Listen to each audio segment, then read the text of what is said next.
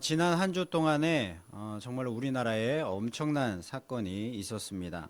사상 초유의 대통령의 비상계엄 선포가 있었고요. 그리고 어제는 대통령 탄핵 투표가 있었습니다. 자, 이러한 일들을 우리가 겪을 때요, 우리 그리스도인들을 그리스도인답게 만드는 것은 과연 무엇일까요? 제 생각에는요, 이런 모든 일들에 대해서 우리가 믿음으로, 신앙으로 반응하는 일이다라고 생각을 합니다. 하나님이 이 세상을 만드셨고요. 그리고 만드신 세상을 하나님께서 통치하시고 보존하시고 섭리하시는 역사로 이렇게 다스리고 계시기 때문에 그 사실을 믿는 그리스도인들은요, 그 하나님을 믿음으로 인정하고 믿음으로 모든 일에 대해서 반응을 해야 되는 것입니다. 여기서 믿음으로 반응을 한다는 것은요, 어떤 특정한 행위를 우리가 하는 그런 겉모습을 말씀드리는 것이 아니고요, 하나님의 살아계심과 신실하심을 끝까지 우리가 신뢰를 해야 된다라는 뜻입니다. 어떠한 경우일지라도, 어떠한 상황 가운데서도 그리스도인들은 이 믿음을 굳게 가지고서 환경 따라서, 상황 따라서 믿음이 흔들려서는 안 된다는 것이죠.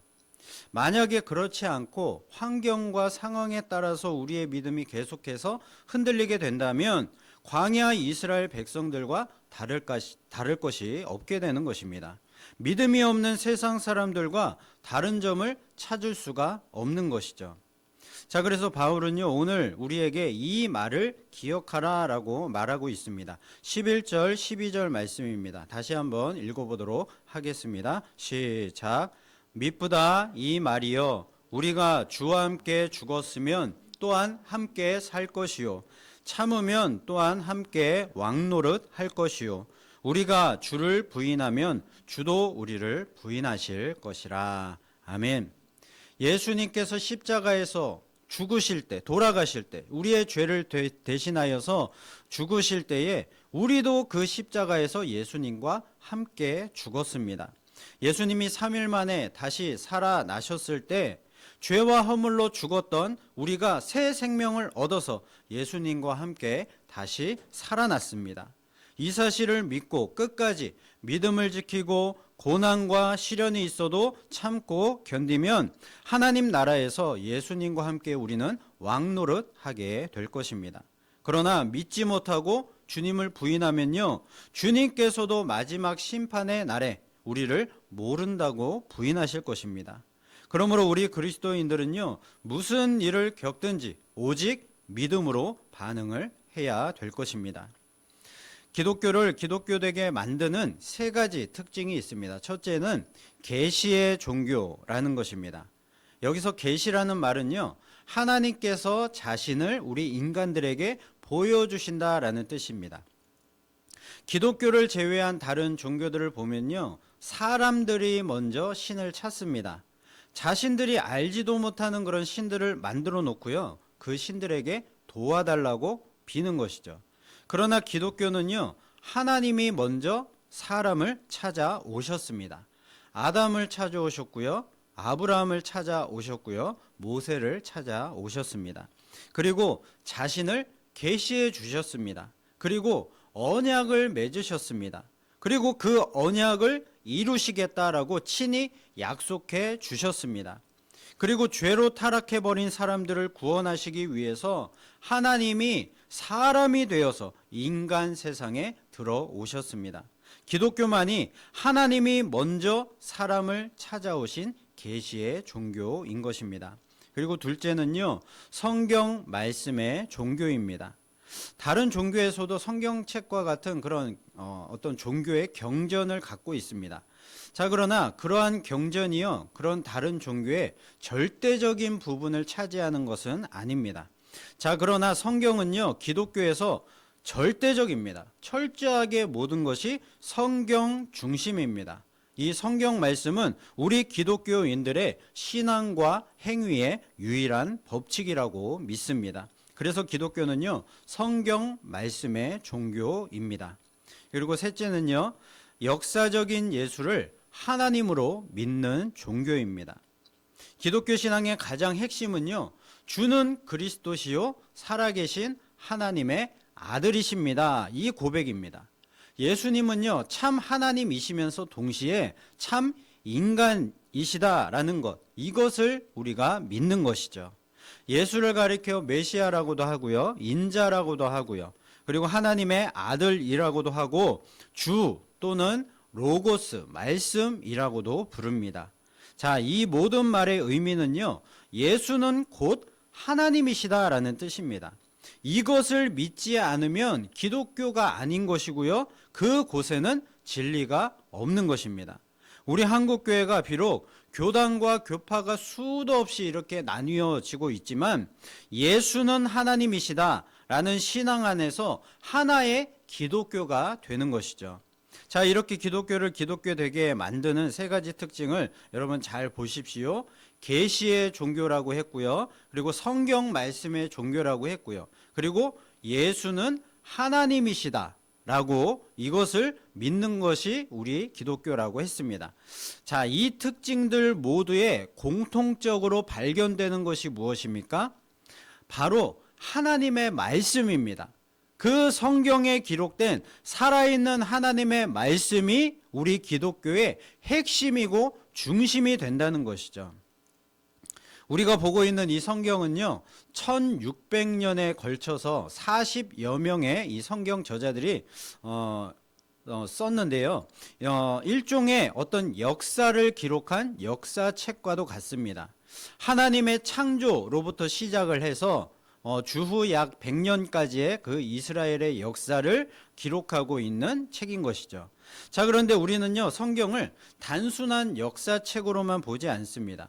하나님의 말씀이면서 동시에 길과 진리요 생명의 말씀이다라고 우리는 믿는 것이죠. 우리가 보통 말씀이라고 한다면요, 우리가 사용하고 있는 일반적인 이런 말, 언어를 생각을 합니다. 자, 그런데 성경에서는요, 우리의 그 말과 성경의 말씀을 구분하고 있습니다. 우리가 보통 이 말이라고 하는 것, 이 언어라고 하는 것은요, 헬라어로는 레마라고 합니다. 자, 그런데 우리가 성경에 기록된 하나님의 말씀이다라고 말할 때에는요, 이 말씀을 헬라어로 로고스라고 부릅니다.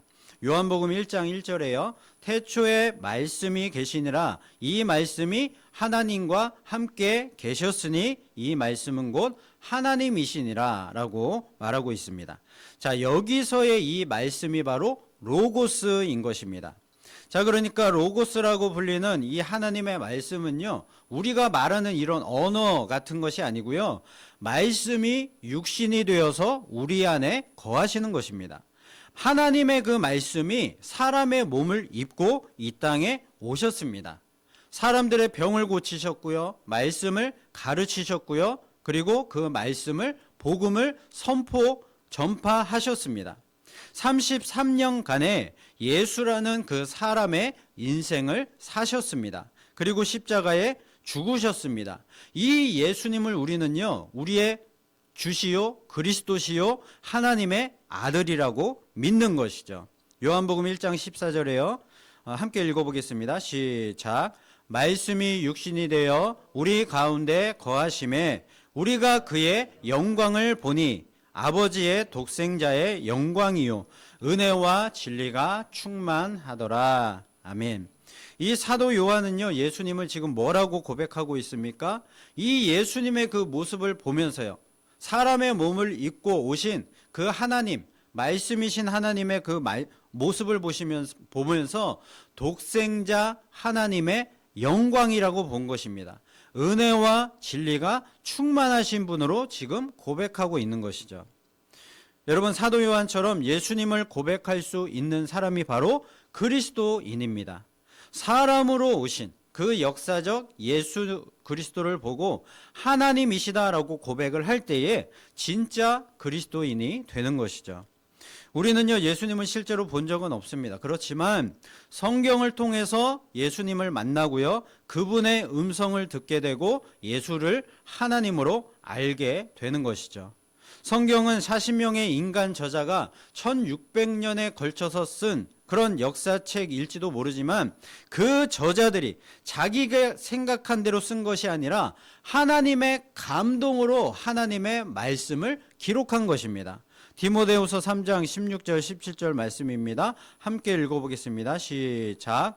모든 성경은 하나님의 감동으로 된 것으로 교훈과 책망과 바르게 함과 의로 교육하기에 유익하니 이는 하나님의 사람으로 온전하게 하며 모든 선한 일을 행할 능력을 갖추게 하려 함이라. 아멘.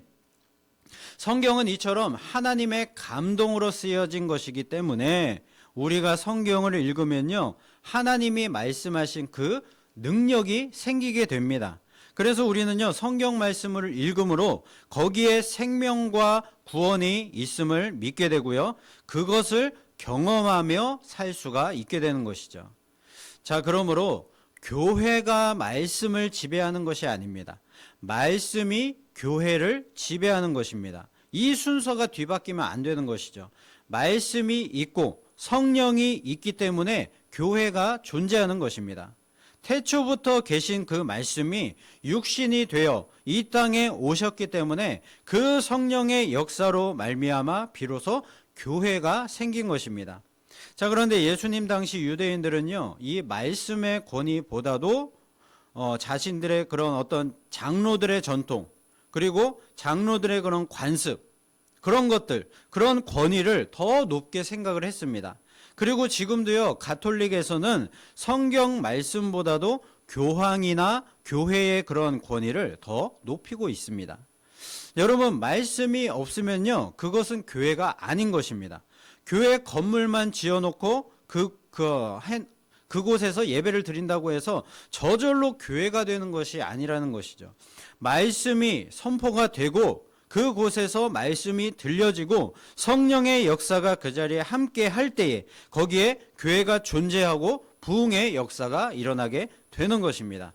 바울은요, 이것을 고백하고 있습니다. 9절 말씀 함께 읽어보겠습니다. 시작. 복음으로 말미암아 내가 죄인과 같이 매이는 데까지 고난을 받았으나 하나님의 말씀은 매이지 아니하니라. 아멘. 지금 바울은 이렇게 얘기하는 것입니다. 내가 말씀을 전하는 것이 아니다. 내가 말씀에 붙들린 것이다. 말씀에 내가 포로가 된 것이다. 내가 교회를 만드는 것이 아니다라고 지금 고백을 하는 것입니다. 말씀이 바울을 고용을 해서요, 복음을 전하게 만들었다는 것입니다. 바울은요, 자신이 말씀에게 완전히 지배를 당하여서 복음의 도구로 쓰임받았다라는 그 사실을 정확하게 알고 고백하고 있는 것이죠. 사도 바울은요, 지금 어떤 상황인가 하면 두 번째로 로마 감옥에 갇혀 있는 상황입니다. 바울은요, 이제 자신의 순교를 예감했고요, 자신의 삶을 이제 정리를 하면서 사랑하는 디모데에게 마지막 편지를 쓰고 있는 것입니다. 사실상 바울은요, 이제 아무것도 할 수 있는 것이 없습니다. 바울은 감옥에 갇혀서 죽을 날만 기다리고 있기 때문에 복음을 전하는 자로서 할 수 있는 일이 아무것도 없었던 것이죠. 몸이 자유해져야만 나가서 복음을 듣지 못한 자들에게 복음을 전해줄 수가 있을 텐데 몸이 지금 매여 있으니까요, 복음을 전할 방도가 없는 것입니다. 우리는요, 이처럼 우리의 몸이 자유롭지 않으면요, 하나님의 그런 역사도 하나님의 그런 복음도 다 끝나는 것으로 생각하기 쉽습니다. 그러나 절대로 그렇지 않습니다. 빌립보서 1장 12절에 바울은 이렇게 고백을 하고 있습니다. 함께 읽어보겠습니다. 시작. 형제들아, 내가 당한 일이 도리어 복음 전파에 진전이 된 줄을 너희가 알기를 원하노라. 아멘. 이 빌립보서를 쓸 때 바울은 역시 이 로마 감옥에 갇혀 있을 때였습니다. 지금 바울이 당하고 있는 일이 무엇입니까? 복음을 전하다가 그 복음을 전한 일 때문에 감옥에 갇히게 된 것입니다. 몸의 자유를 잃어버리게 된 것이죠. 바울은요, 자신이 감옥에 갇힌 일이 도리어 지금 오히려 복음 전파의 진전이 되었다, 이렇게 고백을 하고 있습니다. 여러분, 어떻게 이런 일이 있을 수가 있겠습니까? 당연히 복음을 전하지 않으면 복음은 쇠할 수밖에 없습니다. 그런데 놀랍게도 오히려 복음 전파에 지금 바울이 당한 일이 진전이 되었다 이렇게 고백을 하고 있는 것이죠. 왜냐하면요, 하나님의 말씀은 자유하기 때문입니다. 말씀은요, 어떠한 것에도 매이지 않기 때문입니다. 말씀은요, 사람들의 그런 상황에 따라서 좌지우지 되는 것이 아니라 살아있는 생명의 하나님의 말씀이기 때문에 죽지 않고 스스로 계속 전파된다는 것이죠. 바울이 감옥에 갇혔기 때문에요, 더 효과적으로 이 복음이 전파될 수가 있었고요. 로마 땅에서 주후 313년에 밀라노 칙령을 통해서요, 기독교가 국교로 공인되는 일이 벌어졌습니다. 이와 같은 복음의 진전은요, 오히려 바울이 감옥에 갇혔기 때문에, 이 바울이 그 감옥에서 순교를 당했기 때문에 일어날 수가 있었던 것입니다. 바울을 비롯한 수많은 그리스도인들이요, 핍박과 박해를 당했고요, 그리고 감옥에 갇히고 순교를 당했습니다. 우리가 그런 모습을 보면서요, 겉보기에는 복음이 더 이상 전파되지 못하고 죽어서 사라져 버릴 것만 같습니다. 그러나 그렇지 않았습니다. 오히려 더 크게 말씀은 왕성해졌고요, 말씀은 부흥했습니다. 초대교회 7 집사 중에 한 명이었던 스데반 집사는요, 그 7명의 집사들 중에서도 믿음과 성령의 충만함이 으뜸이었습니다. 자, 그래서 스데반 집사는요, 당시 기독교를 핍박하는 종교 지도자들의 그런 집중적인 견제를 받았고요, 결국 거짓 증인들을 통해서 모함을 받아서 공회에 세워지게 되었습니다. 자, 그때 스데반은 긴 설교를 했는데요, 그 핵심 내용은요, 구약 성경에 약속된 그 메시아가 바로 예수 그리스도이시고 그분은 하나님의 아들이신데 그분을 너희의 손으로 십자가에 매달아 죽였다라는 것이었습니다. 결국 이 설교를 듣고 있던 공회원들은요, 마음의 찔림을 받고 분노를 했고요, 스데반을 돌로 쳐 죽였습니다. 스데반과 같은 성령 충만하고 신실한 집사가 순교를 당했으니까 초대교회는 비상이 걸렸습니다. 게다가 그때부터 교회에 대한 핍박과 박해가 본격화되었습니다. 자, 누가 봐도 지금 이 상황은요, 복음이 실패하고 교회가 망한 것처럼 보였습니다. 자, 그러나 이러한 교회의 큰 박해 때문에 예루살렘 교회에 모여있던 그 성도들이요, 유대와 사마리아 땅 그리고 모든 땅으로 다 흩어지게 되었습니다. 그 흩어진 성도들을 통해서요, 복음이 이방 땅 곳곳에 전파가 되었고요, 그래서 복음이 예루살렘만 머무르지 않고 세계로 뻗어 나갈 수 있는 그런 계기가 되었던 것이죠. 사도행전 1장 8절의 말씀대로 오직 성령이 너희에게 임하시면 너희가 권능을 받고 예루살렘과 온 유대와 사마리아와 땅끝까지 이르러 내 증인이 되리라 하시니라. 이 말씀의 역사가 그대로 이 놀라운 박해 사건을 통해서 이루어지게 되었던 것이죠. 사람들은요, 자유를 잃어버리고 매이게 되었지만 살아있는 하나님의 말씀은 매이지 않았던 것입니다. 바울은요, 때때로 실수하고 실패도 했습니다. 그러나 말씀은 절대로 실패하지 않았습니다. 오히려 바울의 그 실패를 통하여서요, 합력하여 선을 이루어 가시며 하나님의 나라는 계속 확장되어 갔던 것이죠. 제가 예전에 탈북민 선교하시는 그런 목사님의 간증을 들었는데요. 그때 그 목사님이 녹음된 소리 하나를 들려주셨습니다. 자, 그 소리는요, 북한의 지하교회 성도들이 예배드리는 그 소리를 현장을 녹음한 소리였습니다. 자, 그 소리를 들어보니까요, 분명히 예배드리는 소리인 것 같은데 정말 들릴랑말랑한 아주 작은 목소리로 속삭이듯이 말하는 그런 소리가 들렸습니다. 자, 그렇게 그런 소리로 기도를 하고요, 그리고 그런 소리로 찬양을 불렀고요, 그리고 말씀을 읽고 그렇게 예배를 드린다는 것입니다. 혹시라도 이 소리가 밖에 나가게 되어서 다른 사람들에게 들릴까봐 그렇게 조심하면서 그렇게 예배를 드리고 있는 것이죠. 그렇게 자신들의 목숨이 위험한 것을 알면서도요, 북한의 그 지역교회 성도들은 그렇게 예배를 드리고 있었습니다. 얼마나 하나님께 예배하는 것이 간절했으면, 하나님의 그 말씀을 읽고 싶었으면 자신의 그 생명까지 걸어가면서 그렇게 예배를 속삭이듯이 그렇게 모여서 예배를 드리겠습니까? 여러분, 하나님은요 반드시 그 성도들의 기도를 들어주시고요, 속히 복음으로 통일되는 그 날을 허락해 주실 줄로 믿습니다. 여러분, 우리에게는 고난이 필요합니다. 말씀을 위하여서, 말씀의 역사가 있기 위하여서 고난이 우리에게 필요한 것입니다. 하나님은요 우리의 그 고난을 통하여서 선을 이루시고 하나님의 나라를 계속 확장시켜 나갈 것입니다. 우리의 인생은 고난을 통하여 매이게 될 수 있지만 하나님의 말씀은 매일 수가 없기 때문입니다. 예전에 정치적 이유로 억울하게 감옥에 갇혔다가 3년 만에 이제 풀려나게 되어서 정부의 배려로 미국으로 간 한 성도가 있었습니다. 자, 어떤 목사님이 그 가정에서 이제 예배를 드리게 되었는데요. 위로할 말이 없어서 이렇게 말을 꺼냈습니다. 아니, 성도님 3년 동안 감옥에서 얼마나 고생이 많으셨습니까? 그런데 이분의 대답이 뜻밖이었습니다. 아닙니다. 제가 명색이 집사인데 예전에는 성경을 다 읽어보지 못했습니다. 자, 그런데 감옥에 있으면서 참 잘 되었다 생각을 하고 아침부터 밤까지 3년 동안 성경만을 읽었습니다. 그런데 너무나도 큰 은혜를 받았습니다. 이 3년이라는 시간은요, 제 인생에서 빼놓을 수 없는 가장 행복한 시간이었습니다. 여러분, 우리 인생에 고난이 있는 이유가 있습니다. 고난을 우리에게 주시는 하나님의 뜻은요, 그 고난의 시간들을 통하여서 하나님의 율례와 법도를 배우라는 것입니다.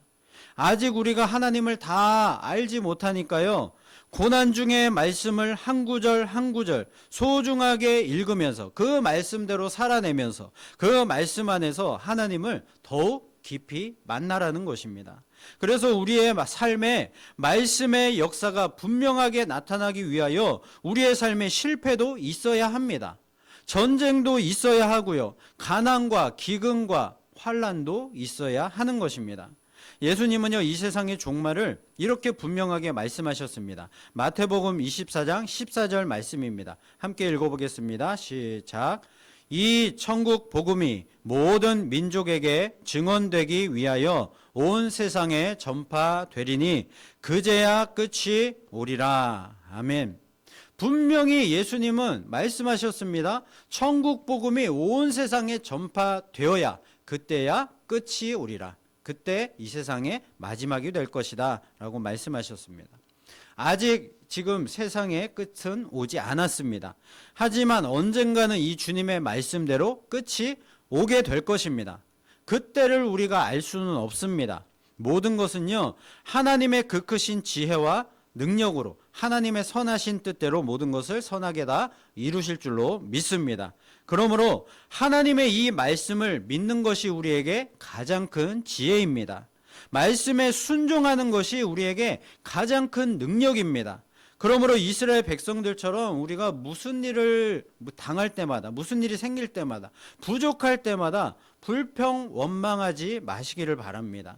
우리의 삶에는요 때로는 실패도 있어야 되고요, 전쟁도 있어야 되고요, 가난과 기근과 환난도 있어야 하는 것입니다.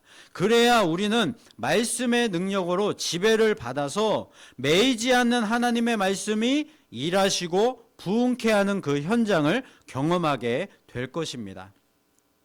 어제 그 대통령 탄핵 투표 과정을 보면서 참 많이 답답했습니다. 제가 뭐 정치적인 그런 얘기를 하는 것이 아니고요, 우리나라를 진정으로 사랑하는 그런 한 사람, 국민으로서 말씀을 드리는 것입니다. 우리가 간절히 바라고 노력해도 바뀌지 않는 이런 현실들을 보면서 무력감과 허탈감을 느꼈습니다. 자, 그러면서 하나님의 뜻은 과연 무엇일까 생각을 해보았습니다. 자, 그때 성경에 아합 왕 시대의 이야기가 떠올랐습니다. 아합 왕이 북이스라엘을 다스리던 그때는요, 온 나라가 우상을 숭배하던 악함 그 자체의 시대였습니다. 그때 엘리야 선지자가 활동을 하고 있었는데요, 엘리야는 그 넓은 북이스라엘 땅에 하나님을 믿는 사람은 자신 혼자만 남은 줄로 알고 있었습니다. 자, 그런데 나중에 엘리야가요 지쳐서 자신의 생명도 거두어가 달라고 모든 것을 다 포기하려고 했을 때 하나님은요, 그 땅에, 북이스라엘 땅에 온 나라가 우상청지인 그 북이스라엘 땅에 바알에게 무릎 꿇지 않은 7,000명을 남겨두었다라고 말씀해 주셨습니다. 여러분, 그 7,000명이 온 나라가 우상 숭배하는 그 북이스라엘 땅에서 자신의 믿음을 지키며 살아갔을 그 삶을 상상해 보십시오. 분명히 자신의 믿음을 드러내놓지 못하고 숨기며 살았을 것입니다. 아마도 그 북한의 그 지하교회 성도들처럼 그렇게 숨어서 작은 소리로 예배드리며 자신의 그런 믿음을 지키고 있었는지도 모르겠습니다. 자, 그러면서 아무리 기도하고 인내하고 참고 견디고 거룩한 삶을 살아도 바뀌지 않는 그런 현실에 매일 하루에도 12번씩 좌절하고 포기하고 싶었을 것입니다. 자, 그러면서 그 사람들도 생각했을 것입니다. 과연 이 세상을 향한 하나님의 뜻은 무엇일까? 아무리 내가 거룩하게 살아도 바뀌지 않는 이런 현실 가운데 하나님의 그 뜻은 과연 무엇일까? 하나님은요, 그렇게 고민하고 견디면서 믿음을 지킨 7,000명 때문에요, 이 북이스라엘을 바로 멸망시키지 않으셨고요. 심판을 계속해서 늦추시면서 은혜를 베푸시고 계속해서 회개할 기회를 주셨던 것입니다. 여러분, 분명히 지금 우리나라와 이 시대 가운데에도요, 하나님의 선하신 계획과 뜻이 있을 줄로 믿습니다. 지금 우리가 할 수 있는 것은요, 아합 시대에 바알에게 무릎 꿇지 않은 그런 7,000명처럼 각자의 삶의 자리에서 믿음을 지키고요, 참고 견디며 그리고 말씀대로 순종하며 거룩한 삶을 살아내는 것입니다. 히브리서 4장 12절은요, 하나님의 말씀이 가진 놀라운 능력에 대해서 분명하게 선포하고 있습니다. 함께 읽어보겠습니다. 시작. 하나님의 말씀은 살아있고 활력이 있어 좌우의 날선 어떤 검보다도 예리하여 혼과 영과 및 관절과 골수를 찔러 쪼개기까지 하며 또 마음의 생각과 뜻을 판단하나니. 아멘. 여러분, 무슨 말씀입니까? 하나님의 말씀은 죽어있는 말씀이 아니라 살아있는 인격체라는 것입니다. 살아있는 인격체이고 영혼을 변화시킬 수 있는 힘이 이 하나님의 말씀에 있다는 것입니다. 여러분, 내가 성경을 읽는다고 하지만 내가 성경을 읽는 것이 아닙니다. 성경이 나를 읽는 것입니다. 내가 성경을 비판하는 것이 아닙니다. 성경이 나를 판단하시는 것입니다. 자, 그래서 우리는요, 말씀 속에서 충만을 경험하게 되는 것이죠. 여호와는 나의 목자시니 내게 부족함이 없으리로다 라고 했습니다. 우리가 말씀에 10% 순종하면 10% 능력을 받게 됩니다. 50% 순종하면 50%의 능력을 받게 됩니다. 그리고 하나님의 말씀에 100% 순종하면 그 능력, 충만의 능력을 힘입어서 부족함이 없는 능력의 삶을 우리가 살아갈 수 있게 되는 것입니다.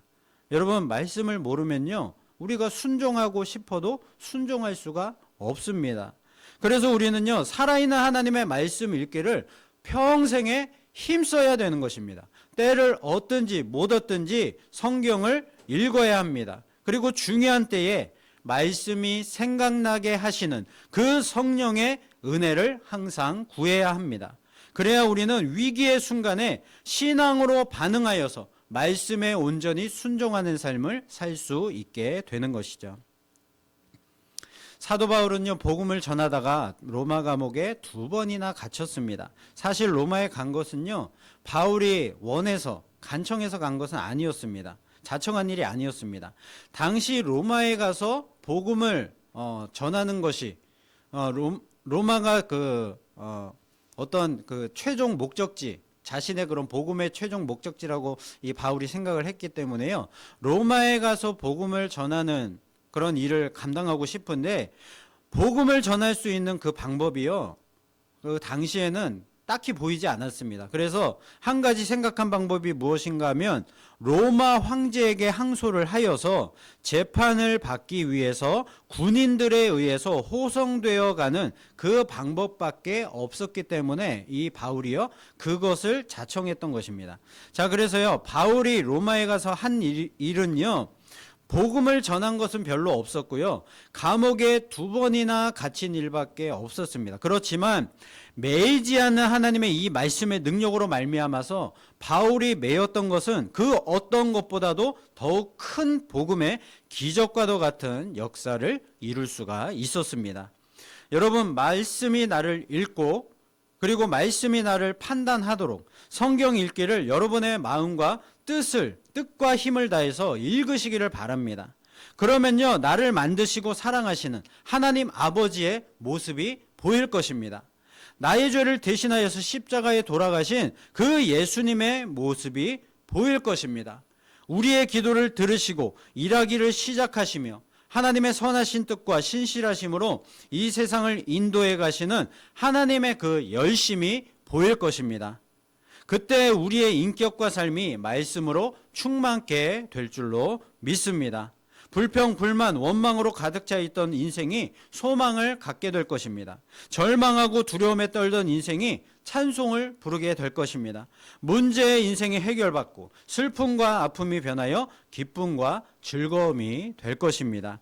하나님의 말씀은 매이지 않기 때문입니다. 하나님의 말씀은 언제나 진리입니다.